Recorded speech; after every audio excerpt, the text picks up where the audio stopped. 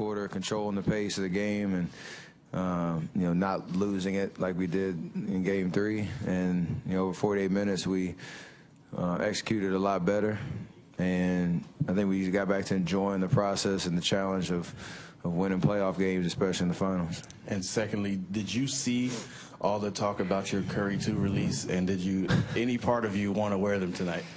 Yeah, if I had them in the road bag, I would definitely would have worn them and showed them how fire they are.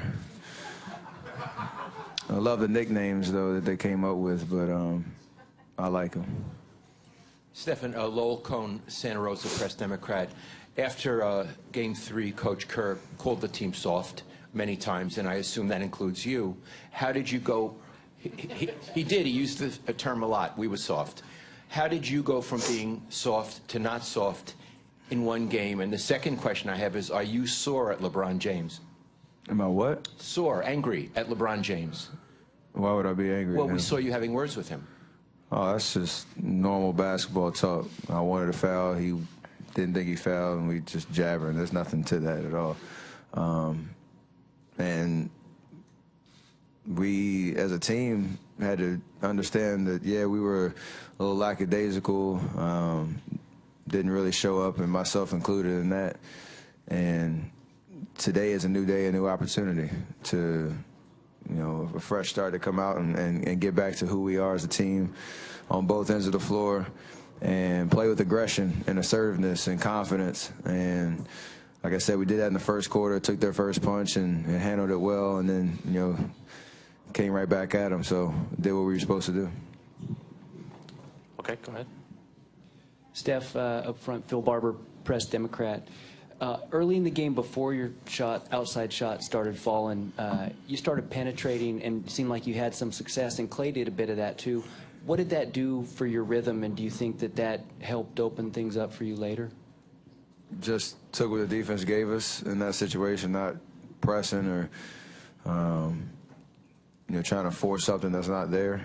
And the way that they were defending and have been for most of the series, they're trying to take away our perimeter shot. And we found it a little bit tonight, but like you said, early in the game, there were driving lanes, and instead of settling, just tried to attack and be on the downhill as opposed to allowing them to get into us. Tim Beal at Cleveland.com. This one's for Clay. When you saw Steph make that first step-back three, obviously you guys have been feeding off each other so well this season. In particular tonight, how much did that three really get your energy going, and in particular really set it up where you guys were feeding off each other so well from three-point range? I'm not really sure what three you're talking about. There was a lot of them, but the first one in particular. First one, yeah. I mean, I've seen him do it for 5 years now. No one in the game could really. That's a bad shot for everyone else in this league, but obviously when you have Steph's range and handle, we'll take that shot every day. And I mean, he's our MVP. He makes us go. So we follow, and he was sure with the ball tonight and just made the right decisions and let the game come to him. And he played an amazing game. I'm proud of the way he competed, and everyone else fed off that. And got to give a lot of credit to Andrew Severus and James McAdoo. Those guys haven't been getting in a good rhythm lately because they haven't been getting great minutes, but they came out and played with great poise, and they played the hardest, and that's what we need out of everybody. Tim on the right side. Tim Reynolds with the Associated Press. Steph, last year when you guys got the third win, I think it was just one off day between Game 5 and Game 6. I think there was just the one off day. How long did those 48 hours seem when you're that close to winning your first title, and how long do you think these next 2.5, 3 days will seem with you guys on the cusp of doing it again? I honestly don't remember much about last year. It was a huge, win in Game 5 at home, and then you're going on the road. So you have to kind of understand getting your travel mindset ready. But we need some rest and need to take advantage of being at home and getting back into our routine and be ready to go on Monday. It's going to be our biggest game of the year, obviously. So we always talk about just because we're going home doesn't mean you can relax or take things for granted.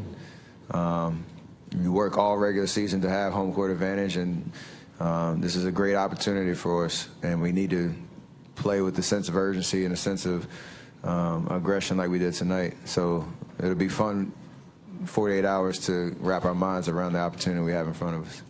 Noah here, right? Noah Kozlov, One Up Sports. Clay, how would you describe the intensity out there tonight as compared to the previous few games and just getting yourself right for that type of game?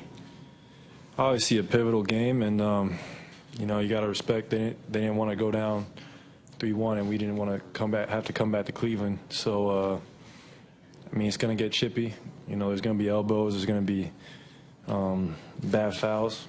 It's the finals.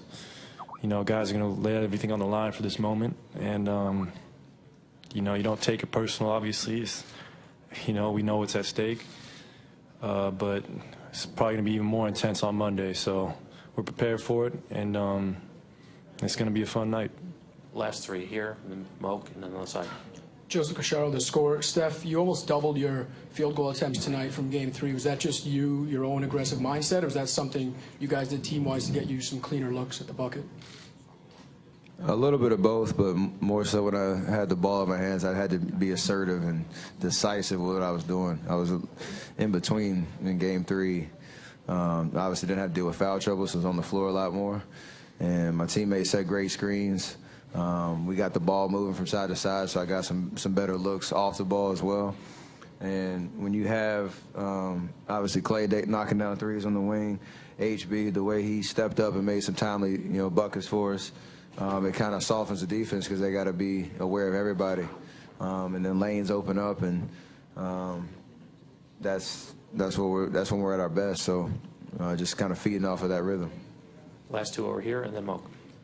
Dan Devine, Yahoo Sports. Early in the fourth quarter, you guys are down 2 points. You rip off a 12-1 run.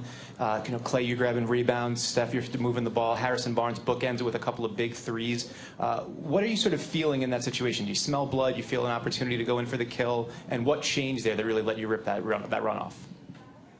Getting stops. And when we have the lineup we had out there, we were obviously really small with Draymond in the center and going down the line. So if you get rebounds, you can push in transition. And Andre, when he gets the ball in open lanes, he's able to play make and either look for a shot or find guys on the wing.